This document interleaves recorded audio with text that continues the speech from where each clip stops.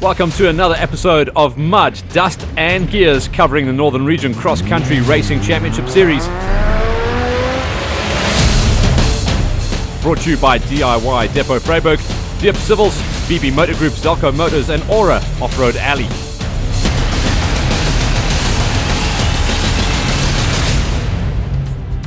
We arrive at round number 4 of the championship series, the Kameel 250. A very good event. Just 1 month prior to this was the Lichtenberg 250, but small entries. That was all change as everyone started to roll in to compete in what was one of the old layouts for the Desert 1000 back in the day. Just outside of Freiburg, Kameel 250 was very much going to be sand and desert racing for 27 entries, and that was just showing how popular Northern Region Championship cross-country racing was really starting to get. Some new blood coming in, some new vehicles, and a bit of a change-up in the pits. We'd get to that in a little bit, but for now, it was just welcome to everyone, and welcome to a few new people behind the wheels and the notes coming into this amazing event. A couple of cars that were unable to compete in the early part of the season.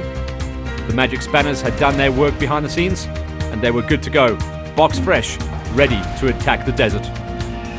Kameel's a small farming community just between Stella and Delareyville, a mere 66 kilometers from Freiburg. So the area and the terrain that the drivers were going to be attacking on the day would be known as the desert. A couple of crews had some real big problems at the Lichtenberg event, and it seemed to be a bit of a vehicle eater. Well, this was going to be more than a challenge for the people that were looking to walk away with championship glory.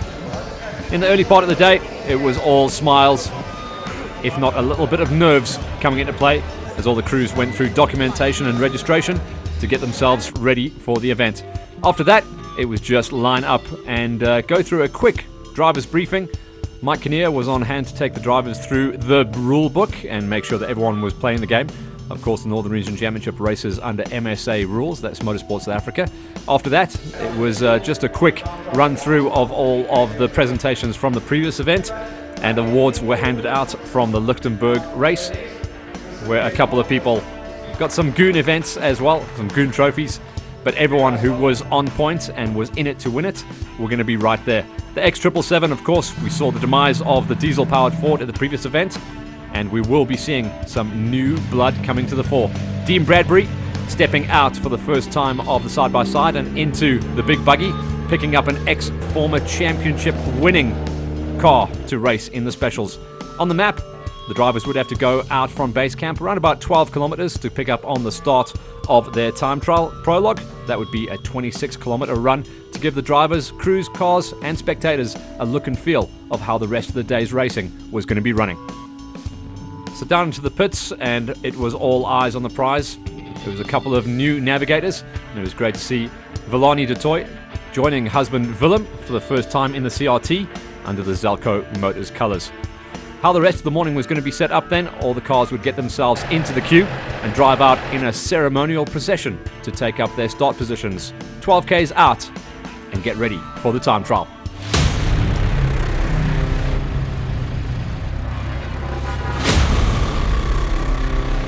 Join us after the break as we get ourselves locked and loaded to see who walked away with pole position.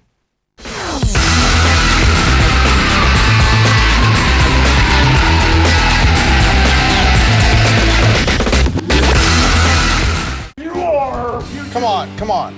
You are a U-turn for humanity. That's not a good sign. That's a terrible sign. Not a garbage can or a shelf. Mark! I sure don't know where Royal's been lately. All I know is he hasn't been here helping at Graveyard Cars. Freeze your ass right there.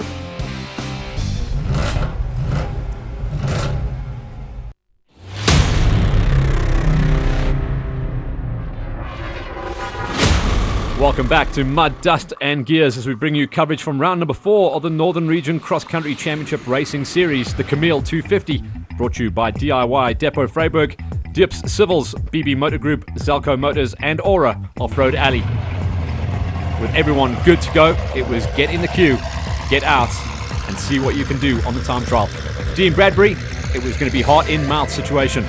So solid and one of the winningest drivers in the side-by-sides, making the big step up into full national spec special vehicles. The former King Price bat from Evan Hutchison had been purchased, remodeled, recolored, renamed, with now Bradbury and Burtis taking up the reins, and they would go and do the big chase down. They were the first crew to go on out there and attack the 26-kilometer loop, which was a relatively simple affair. It was going to be wide open, flat out racing, and the move from side by sides to the big roaring V8s would have been noted. Haasbroek was going to go out there and see if he could walk away with a G-Class win, with Peter Walter and Sean de Villiers doing the chase down. Walter and de Villiers were touted as big threats at this event. Gianni Visser and Chris Visser Jr. coming off their big cross-category win. Obviously, they are cross-category champions, running out of the number 1 plate from last season. Francois van der Walt and Kerry Prinsloo, after having to nurse their car with braking issues from the previous event in the D33, were back on point.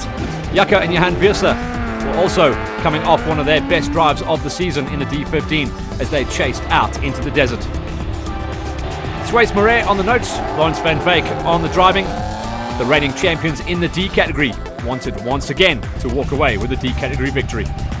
Rodney Cook and Jaco Skidder, they had some overheating problems at the previous event. It looks like HUD Speed had got the job done for the Nissan crew once again. Diep Civils, the colours run by Ignace Duplessis, the John for Mark, brought a great result home in the Isuzu KB 300 at Lichtenberg, and once again they'd be going and chasing glory. Andre Geldenhuys and Victor Fensham had a dismal day out at Lichtenberg, but somehow managed to bring the big dog home, and the E6 vehicle would be trying to climb the ladder. Regan Austin and Warren Voss, once again the guys from Midas Kaya Sands, even though they also had major problems at Lichtenberg, were looking for just a cleaner run this time out. As we made our way through the list, it was just fantastic to see 27 cars making the big lineup queue. The points leader in Class P, Tony Gavea. This time, no Mikey on the side saddle. This time, it was Tinas LaRue calling the notes. That crew would be hoping they could walk away with a big win. But remember, last time, they were pushed super hard by Willem de Tooy, and this time he'll be paired by Villani de Tooy. Piet Kotze and Davy de Lange in the Cross 8. That is going to be a big threat at this event. It can run big numbers. In the E category, Aki and Jandre Kruger would go out and chase down some of the older category vehicle wins. Dirk Putter, he was missing in action at the previous event. He's back on point alongside Henny Hutting in their classic Ford Ranger. This was one of the crews to watch last season. Wayne and Keith Smith, a huge threat at this event. So much development going into their D26 Toyota Hilux, and they were touted as a massive, massive challenge at this event. Back to the old days, Z category, PM de Villiers and Noppie Jacobs in the old school Datsun and old school helmets to go along with it. The Z category, old classic racing cars. Ahmed Yada and Kusi Geldenhuys in the former factory Nissan hardbody, D77. But this was one of the big stories coming out of the previous event at Lichtenberg. Willem, alongside now wife, Villani de Tooy in the CRT. Could Willem once again create alchemy and bring home gold like he so very nearly did at Lichtenberg? E category, Andries Meinhardt and Fanny Badenhorst would go out and chase it down. And Yuri and Peter Duplessis. Great to see the BB Motorsports Nissan hardbody getting the job done. BB Motors Zanine in the house and chasing down the win in Class D. In the cross category, the 777 of Stain Vivier and Peter van der Merwe in the Ford Ranger. They unfortunately had big problems at the previous event, and they would just want to bring home a finish this time out in the diesel. Donnie and Alice Scholz made up one of the last crews going out in the Z category. Out on the track and having the ineffable task of having to open up the track, Dean Bradbury and Timmy Burtis, their first time out in the full national spec special vehicle. V8 power. The previous cars that these guys have been in, remember, 1,000 cc's of direct power coming out of the Rotax motors.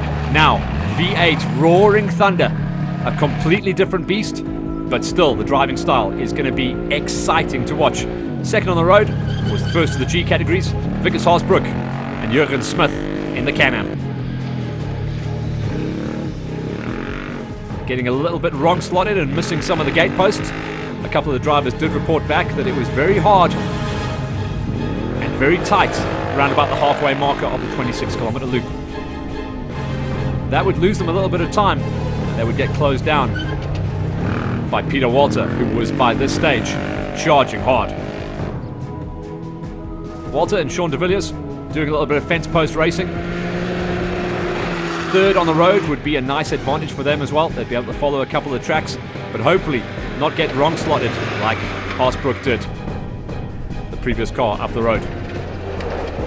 On previous events, we have seen Walter and de Villiers bring home some amazing drives, and they'd be hoping that they could stay ahead. But they would all come down to the ticking clock. Yanni Visser, Chris Visser Jr. would do their best, but Francois van der Walt and Gerry Prinsloo were charging hard. We go on board with Francois and Gerry to see all the action inside the cockpit, as they also made a couple of mistakes out there on the course. And when an experienced pairing like this lose time, you've got to know they're going to be aggressive for the rest of the day's racing. Eventually they went on to score the third fastest time, 26 kilometers, and the fastest times from the crews, just over 20 minutes. There's a 22:11 coming in from Van der Walt and Prinsloo. Jaco and Johan Visser did a good job to get themselves inside of a top 5 overall. This is coming out of the qualifying, which essentially is the time trial and prologue. Fourth fastest for the crew in the Toyota, racing in the D category. So we're setting up quite nicely to be a close dice between the D33 and the D15. The D1 though, of Lawrence Van Veek and Suisse Moret, proving that you didn't need all the horsepower or all the suspension travel, as they went fastest coming in at the end of the time trial. The D1 showing its pedigree.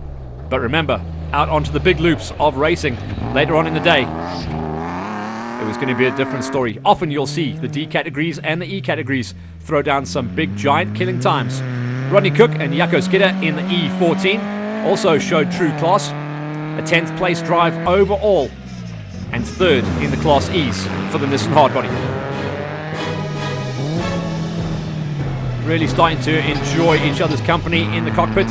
Rodney Cook on the wheel and Jaco Skidder, son of Gerard Skidder, knows exactly how to get the job done on the notes. The Isuzu KB300 of Ignace Duplessis and Jean Vermaak did a nice job to get themselves up into 7th place, and they are truly becoming a classy racing squad. 7th fastest overall, 2nd in the ultra competitive Class E's.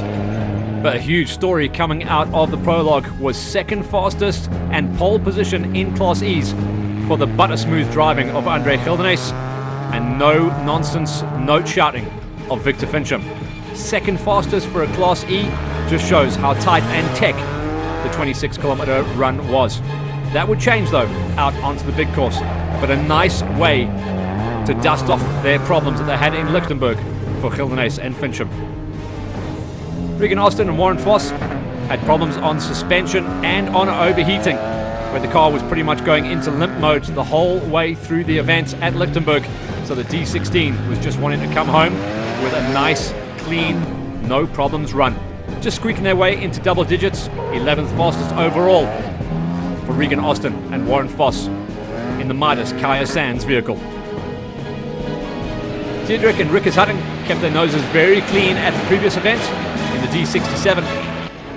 They also had suspension and overheating problems.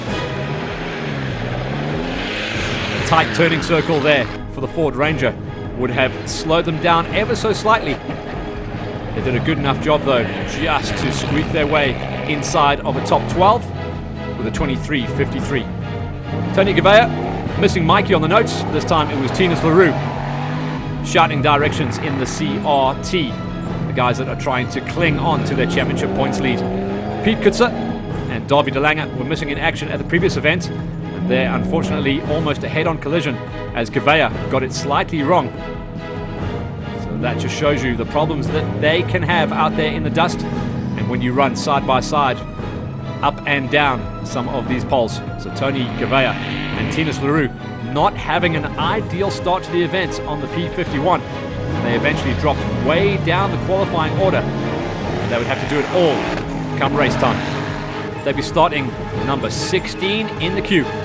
Winning out in the cross category in the X8, it was Piet Kutzer and Davy de Lange, knocking off some big names to qualify 8th fastest overall and first in category. Join us after the break for another 220 kilometers of desert racing action from the Kameel 250. Snow and all-wheel drive, a combination that can be really great fun. For example, with the Volvo V40 Cross Country on an icy track. And the rally icon par excellence, the Mitsubishi Lancer Evo in sharp Gasna Motorsport look. Lots of snow, lots of action. 4x4, the all-wheel drive magazine.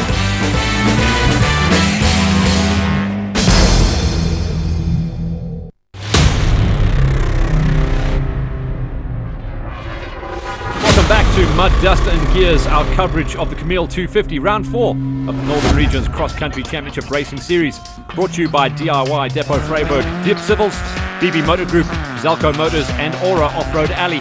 You join us at the halfway marker of our queue. Everyone going out there and chasing down the ticking clock in the prologue. 26-kilometer stage that had already taken some massive scalps. The X1 of Yanni and Chris Visser having to DNF the event, suffering almost terminal clutch failure 12 kilometers from the finish. There were going to be a crew that would potentially go on to win the event. The rest of the crews that went out there and attacked knew they had to not make any mistakes. A lot of the crews racing inside of the top 15 had made massive navigational errors, so it was going to be a case of no mistakes and you could squeak your way inside of a top 20. Wayne and Keith Smith did a good enough job to get themselves into 15th place overall, a good run in their Class D. PM de Villiers and Noppie Jacobs in the Datsun, the Z30 did a nice job also, top 20 for them, 18th place overall.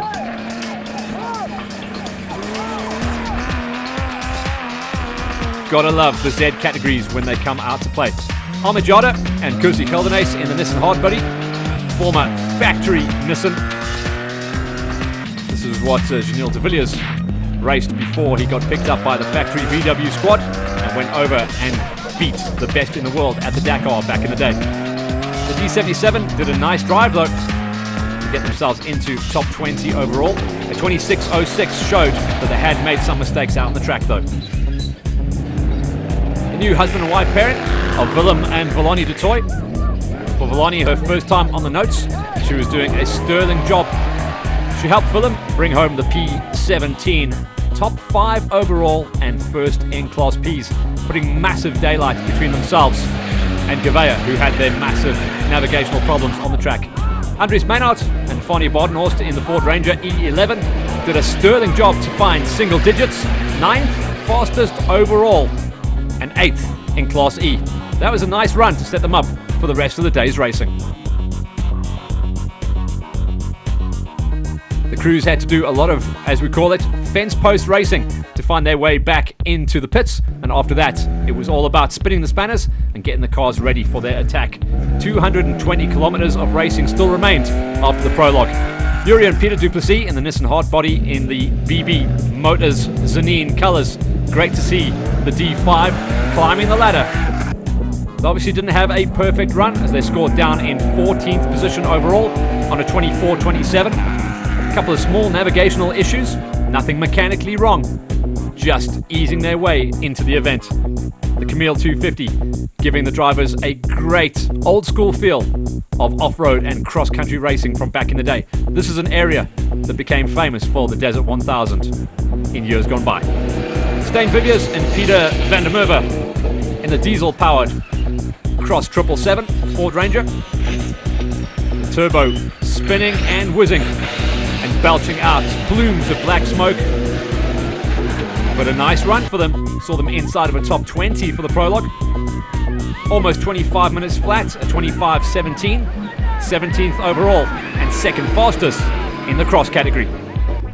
So that was it, job done for the time trial prologue. 26 kilometers in the can, and just over 220 kilometers remaining. The Giant Killers, Lawrence Van Veek and Sways Moret, beat everyone out in their Class D vehicle to put Gelderhuys and Fincham down to second place. In the cross category, Piet Kotze and Dawie de Lange take their first pole position of the season and will line up in the queue in 6th place overall. Some stories a little bit further back. Dean Bradbury and Timmy Burtis, they opened up the road and they'll be relatively happy with their 8th place and running A-class fastest on a 22.59. Rodney Cook and Jaco Skidder, no real problems for the guys in the Nissan Hardbody, and in the D5, Yuri and Peter Duplessis. Making our way down to the back of the pack then, Wayne and Keith Smith. Watch out for these guys. They didn't have great pace in the prologue, but they are touted as having a flying race pace a little bit later on in the day. 22 crews completed the time trial, 5 did not. We went down into the pits to find out what went wrong and what went right. We just finished the time trial, so it was good. We had a flat tire, so we lost a few minutes over there, and a few times we circle around, get lost or something, but that's racing. But there's a few straights and stuff, you can go straight ahead and go fast, but then there's nice turns also, so everything's good. I'm PJ and that's my navigator JP. It was an alright race. The time trial we did just 3 kilos and we broke the engine. So, but we'll try the next one. So I hope it will be alright the next one. Thanks. Time trial was a bit tough. We wrong slotted a couple of times, but the buck is still in one piece. And we're here. There's a long day coming up, so we're going to take it mile for mile. And just want to say thank you to Spirit Tire and Fitment Racing in Freiburg and Maxxis Tires for bringing us here and keeping the bucky on the road. Thanks a lot. So already some big stories to watch out for. Join us after the break as we go racing. The time trial is done. Now it's 220 kilometers of mud, dust, and gears. Madonna and Hector have been out for breakfast for 2 hours. I wonder what they're really up to. When I visited JP's shop, he had a lot of toys lying around. What's up with that? When Flex saw the TV, he questioned the funds. That's an expensive TV. Where you guys getting this money from? We're just using finances that we have just to get it done. But these things laying around. What, the money? The money's laying around? No, not the money's laying around. Oh, okay. TV's laying around.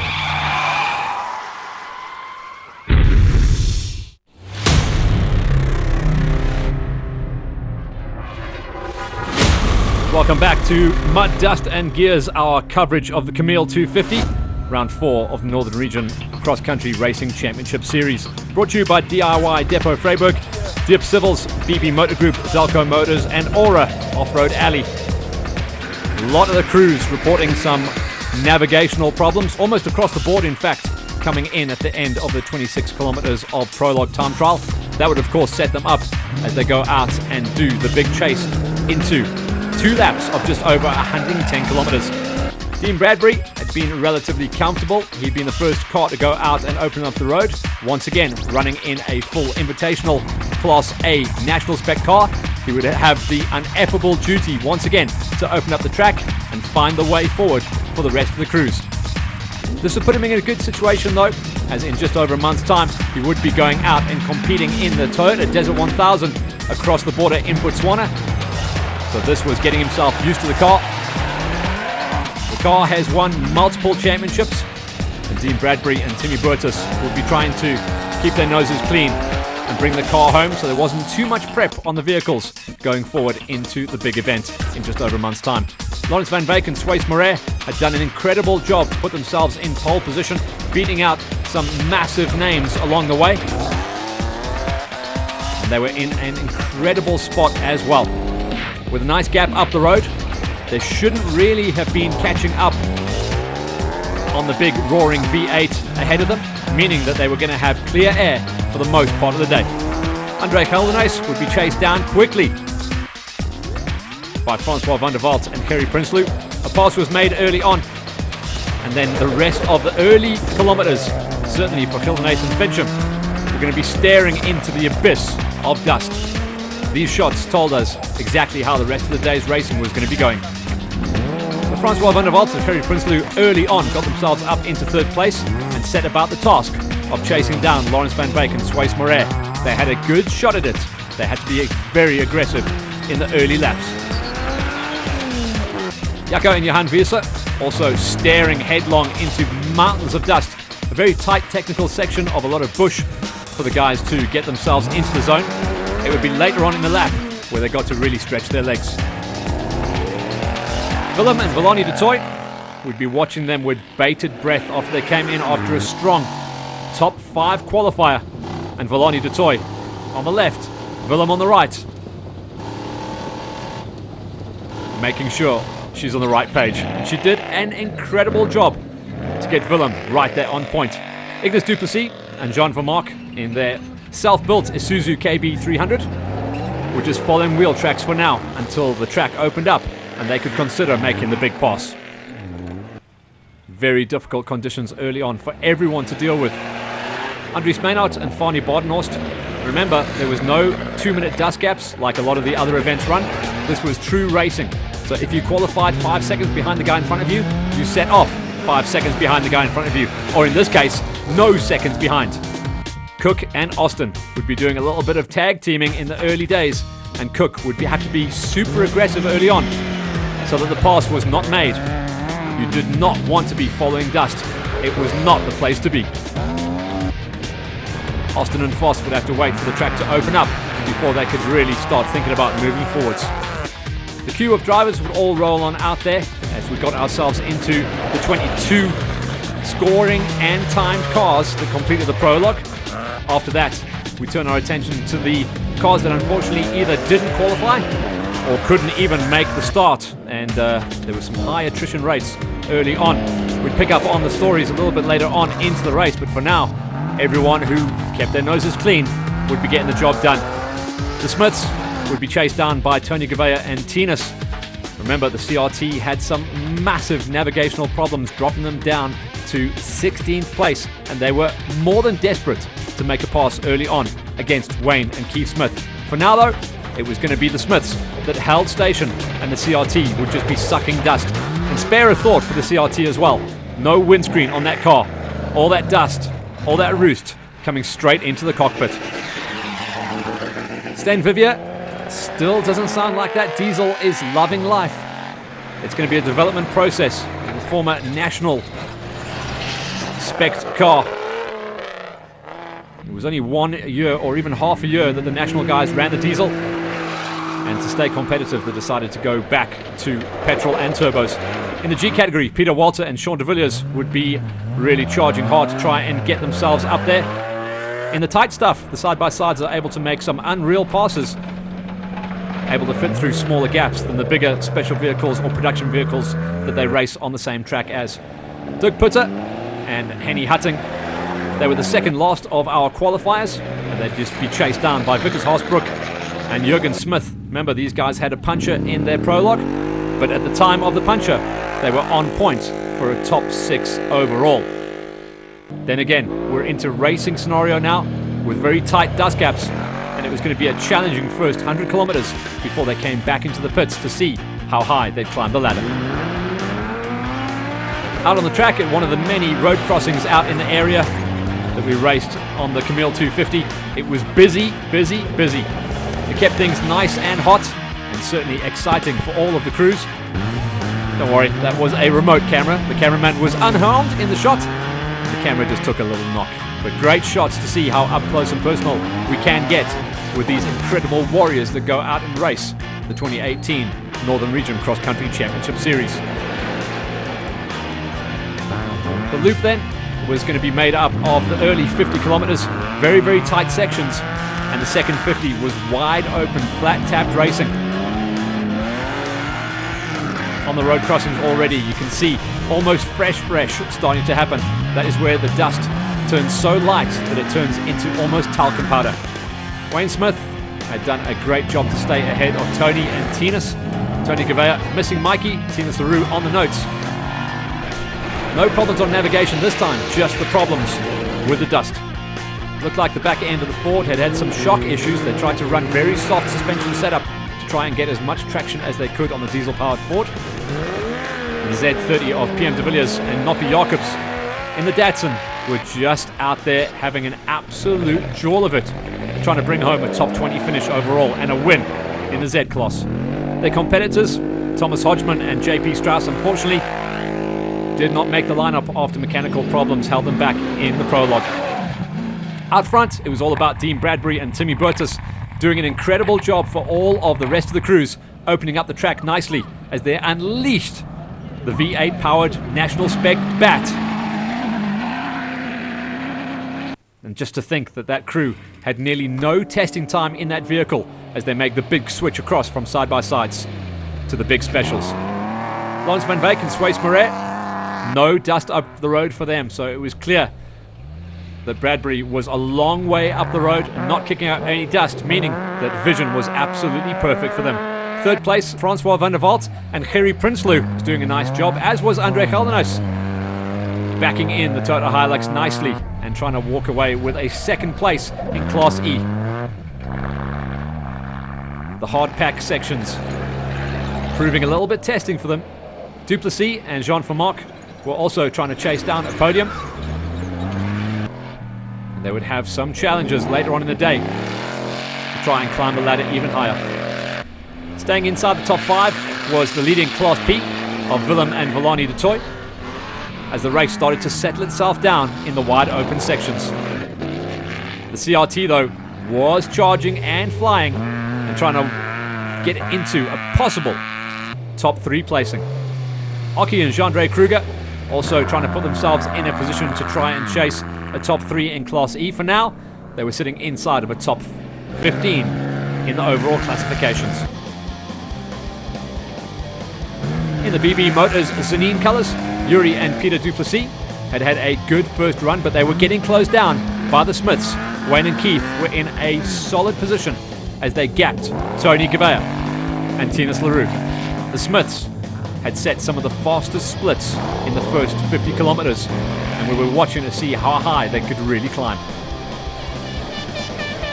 Air horns blowing. That's Peter Walter catching up and catching quickly to make the pass on the 777 of Stijn Vivier and Peter van der Merwe. The diesel just did not sound like it was coping nicely in the dust. Remember, the turbos on those diesels really need to breathe clean air, and it just wasn't getting it. Dirk Putter and Henny Hutting staying out of trouble, on point for a top 5 in Class E category. HUD Racing's Rodney Cook and Jaco Skidder with some clever modifications. Please note the mesh on the front end there. That is to keep as much of the dust out of the radiator so the car can breathe. That crew had some braking issues in the prologue. The braking issues unfortunately still haunting them in the first lap of racing.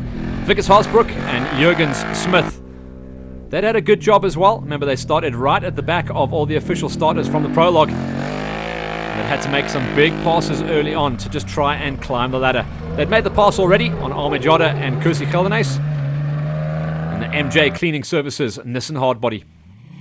What looked like it was going to be a Cinderella story and a perfect day in the A88, Dean Bradbury and Timmy Burtis started to have some major issues. Wrong slotted and falling into a major hole. This would be the undoing of the vehicle. The crew had to get out and damage was caused to the car. There was no coming back from this. The race win and the perfect story was over. Timmy Burtis did some sterling work, flex his muscles. They eventually got the car out, but they lost a ton of time. The day from this point on was going to be gnarly as they started to make mistake after mistake, pushing way too hard to get themselves back on point. A lot of body panels were missing. In fact, nearly all the body panels were missing by this stage, as they were just tagging every tree along the way. Willem and Villani de Toy were doing a little bit of shopping along the way as they tried to get rid of some of the thorns that had gone into the cab. That would have left a mark as well. They'd have felt that. Meanwhile, look at the story here. André Geldenhuis and Victor Fincham had closed in, caught, and were trying to pass Lawrence Van Beek and Swace Moret. Geldenhuis and Fincham were on an absolute tear, looking for one of their best drives of the season so far in the E6. Ignis Duplessis and Jean Vermaak as well could still taste the dust out front, so the battle inside of the top 5 was starting to really heat up. Maynard was trying to become part of the challenge as well. Tony Gavea and Tinas LaRue were also on point, to try and salvage their Class P championship. And behind them, it was the side-by-sides. Peter Walter and Sean de Villiers, same story for them. Stijn Vivier in the X777 was putting on a show with Dirk Putter and Henny Hutting catching them up big time. In the side-by-sides, a second place drive at the moment, and he was about to catch some of the rest of the categories. That was Haasbroek and Smith. Rodney Cook and Jaco Skidder still unfortunately just having to limp their hard body home. Major braking problems was holding them back from their true pace. They'd be lucky to walk away with points in the Class E Championship come the end of this one. For Jada and Gildenace, it had been a tough weekend so far. Navigational and GPS problems both coming into play on the prologue, and unfortunately just getting a little bit lost in the notes out there on the racecourse, holding them back. Yuri and Peter Duplessis in the Nissan Hardbody, just trying to keep themselves out of trouble. They would be rewarded for keeping their noses clean. The Smiths had had a problem hitting a gate post hard and losing power steering at this point. They were still in the race though, but that wasn't going to be the story soon for the D33 of Francois van der Walt and Gerrie Prinsloo. Terminal electrical problems. Day was over, and possibly so too was the championship. They did manage a full reboot of the system, but lost so much time that they were joining the race at the very back of the pack. They would be the last car to complete lap number 1. But as with any champion, they will tell you, you win a championship on your worst day, not your best. The D33 was going to stay out there and try and bag as many valuable points as possible. As was the case at Lichtenberg, come the end of lap number 1, there was a new race leader. Willem and Villani de Toy had ploughed the field from their 5th place in the prologue, and for the first time heading into the pits, had clear air.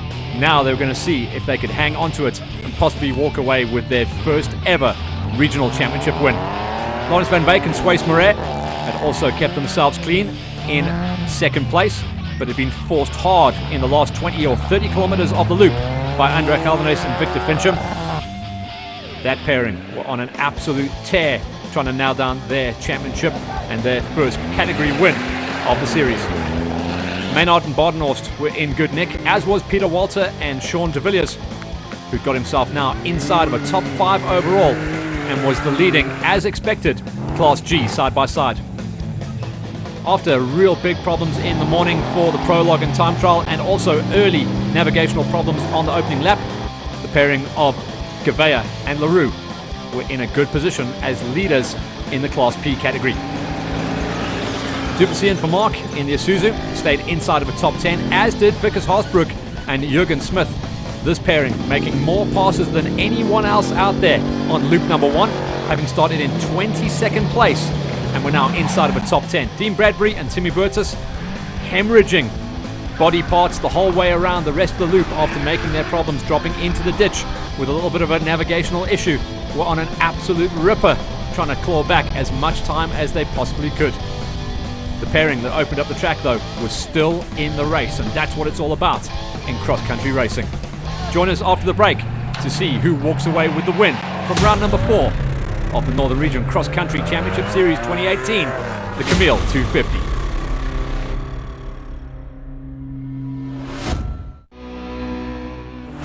On this episode of Texas Car Wars, Frank and Josh square off. Bring it on, Josh. I'm ready. You're lucky I don't have a glass eye, otherwise I'd put it in a sock and beat your ass with it. Things go just as everyone plans. My first thought, easy, easy. And everyone stays calm. No, come on! God, I hate this car. It definitely feels good to get some revenge on that stupid thing.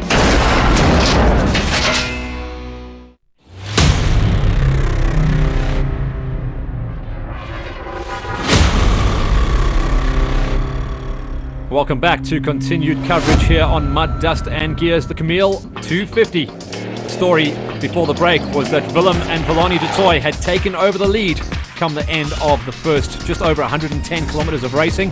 Clear air. Now they just had to hang on and desperately not make any mistakes to stay out front. They were on for a category win, but what they desperately wanted was to see the checkered flag before anyone else. Their closest threat was Van Wyk and Marais, second wheel and first of the Class Ds. One of the stories in the early part of the race, after qualifying in 4th place, was Jaco Wiese rolling his Toyota Hilux 20 kilometers from the start. That's why he was missing in action and would be a no-show on the scoreboard from here on out.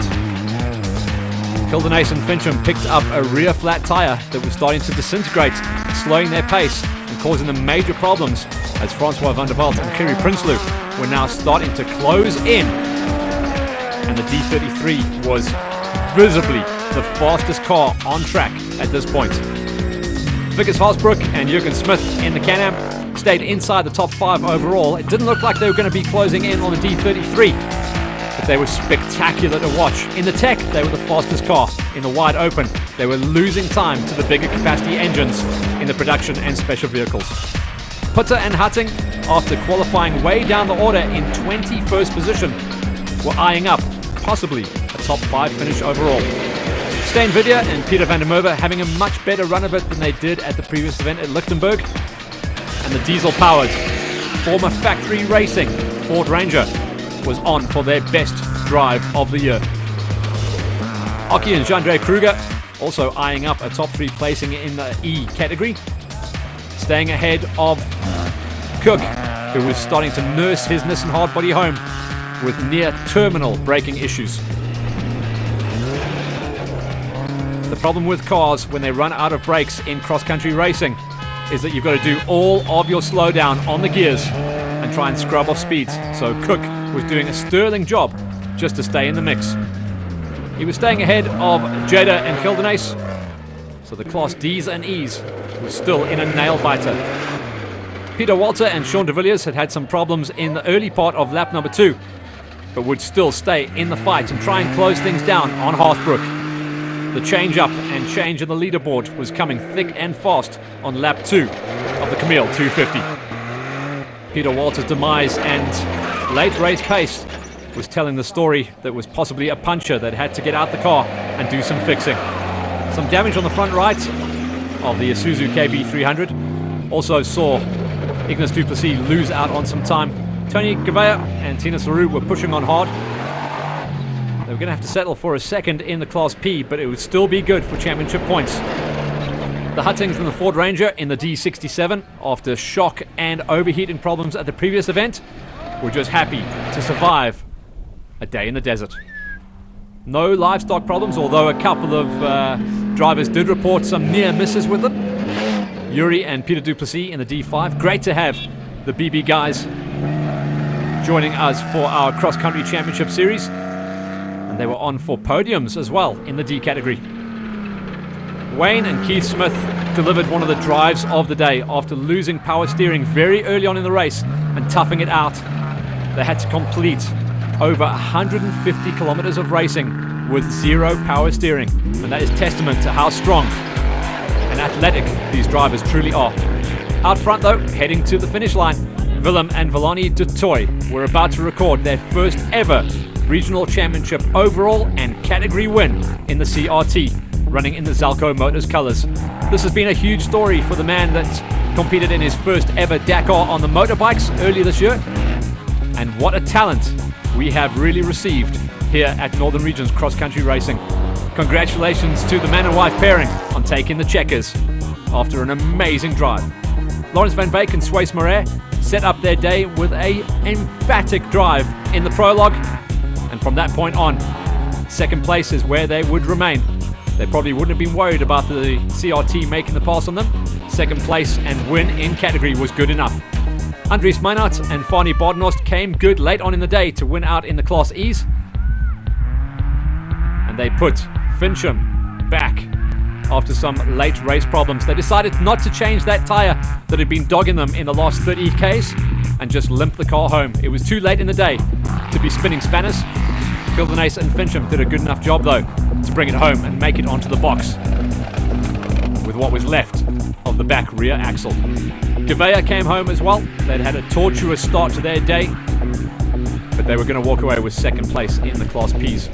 Andries Maynard and Fani Badenhorst did an incredible drive in the E11 Ford Ranger, 4th overall and 1st in the Class E's.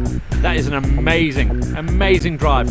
The X777 of Stijn Vivier and Peter van der Merwe, they won out in the cross class and 9th place overall for them in their diesel-powered Ford Ranger. Aki and Jean-Andre Kruger in the E3, they did a nice job and they got themselves into what would eventually be 2nd place in the Class E's for their Toyota Hilux and 11th place overall. As always, cross-country racing, it's going to be the last kilometers of the last lap that tell the story of how the day really went. In the E14, Rodney Cook and Jaco Skinner did a good enough job to eventually squeak their way into podium contention, 3rd place, with pretty much no breaks the whole way through the event. They just managed to tough it out and bring it home. 10th place for them overall. Vickers Haasbroek looked like he'd settled for 2nd place in the Class G's, but eventually walked away with the G win and took 2nd fastest overall after 250 kilometers of racing. Diedrich and Ricketts Hutton in the D category 67 did a nice enough job. 13th, unlucky for some, but that would put them into podium contention for the D class. Dean Bradbury and Timmy Burtis, after losing all of that time in the A88, managed to bring it home in 12th place overall and win out the invitational class for the A's. At least they figured out how to drive the big buggy in the desert, and that was nice driving for Bradbury and Timmy Burtis just to live on and survive. Ignace Duplessis and Jean Vermaak looked like they were going to be finishing a little bit higher, but near-on terminal problems on the car meant they were limping it home with nearly no brakes and almost no drive in the unstoppable Isuzu KB300. They would go on, though, to bring home a very nice 14th place overall and just miss out on a podium 4th place in the Class E's. Peter Walter and Sean de Villiers, after a late race puncher, slowed them down and dropped them down the order. Still scored 7th in overall and 2nd in Class G. And the drive of the day and the Ironman Award goes to Wayne Smith on the wheel and Keith Smith on the notes. The D26 coming home, no power steering for almost the entire race and still bringing it home with a rock-solid finish. 15th overall and making it onto the box, 3rd in Class D. They beat out by 5 minutes Yuri and Peter Duplessis in the Nissan Hardbody, and then it was all eyes to the horizon as we picked up on the final finishing vehicle. It was the comeback kids, the D33 of Francois van der Walt and Gerry Prinsloo. They would score 17th overall and, more importantly, 5th in Class D.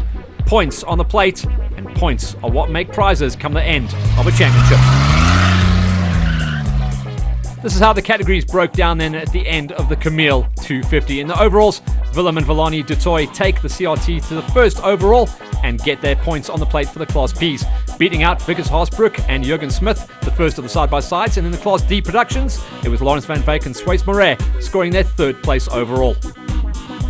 The rest of the categories, we looked back and the attrition rate was huge. That put Dirk Putter and Henny Hatting into 8th place. Stijn Vivier and Peter van der Merwe in the diesel-powered Ford Ranger did a good enough job to get themselves into 9th place, and Rodney Cook just squeaked into the top 10 alongside Jaco Skinner in the Nissan Hardbody. Rounding out the day and the Tough Man Award, like I said, 15th place overall and 3rd in category. Wayne and Keith Smith with 0 power steering for the majority of the race. Francois van der Walt and Gerry Prinsloo, our last finishers, 5th place in Class D's and top 17 overall. Time to head into the pits and catch up on the stories. All round it was a good day. A lot of navigational issues put us back, but good race, nice route. Very dusty, which was a bit of a problem, but good day all round. It was good, it was fun, bit hard of the navigation, and still good sport. Thank you. Yeah, we came here to test for the desert race in June. It didn't went so well, so we broke the clutch, and there will be also always a next time. So, but it was a good test day for us, and we hope for the best for the desert. Yes, we are here at Kameel 250. Time trial went really well. We finished in second place, and we started the main race in 2nd place. And the first lap went really well. And then the 2nd lap, where we had a few problems. We hit a gate post and so we had a flat tire. But then we had another flat tire, so that was our last spare wheel. So then it was about 7 k's from the end, and we had to finish on 3 wheels. But yeah, like I said, it went really well.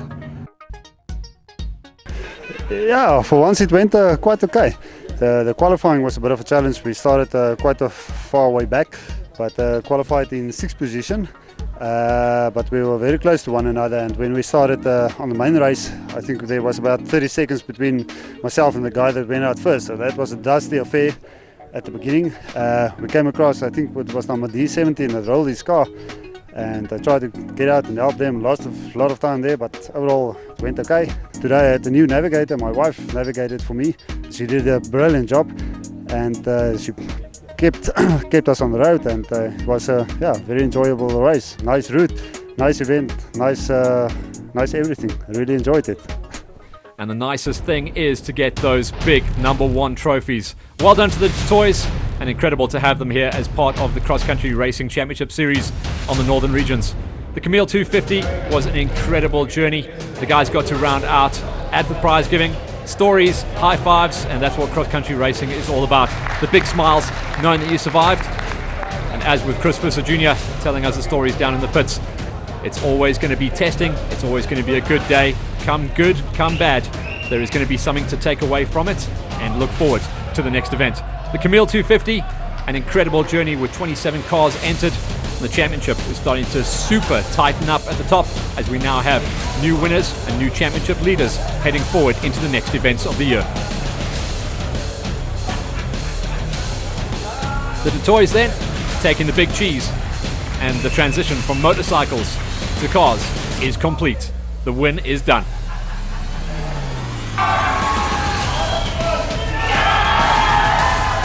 Everyone was super pumped going forward, and a big thanks to DIY Depot Vryburg, Diep Civils, BB Motor Group, Zelco Motors and Aura Off-Road Alley. And before we sign off, a few words from Victor Fincham, the Vryburg Motor Club chairman. On behalf of Vryburg Motor Club, we do just like to thank everybody that was here today, all the volunteers, all the sponsors, all the competitors. It was a lovely race. The feedback we got is excellent. We cannot wait to host this race again next year. Looking forward to see all of you there. Cheers. Vryburg Motor Club. And thanks to everyone once again. This has been all the action on mud, dust and gears from the Vryburg Motor Club and the Kameel 250.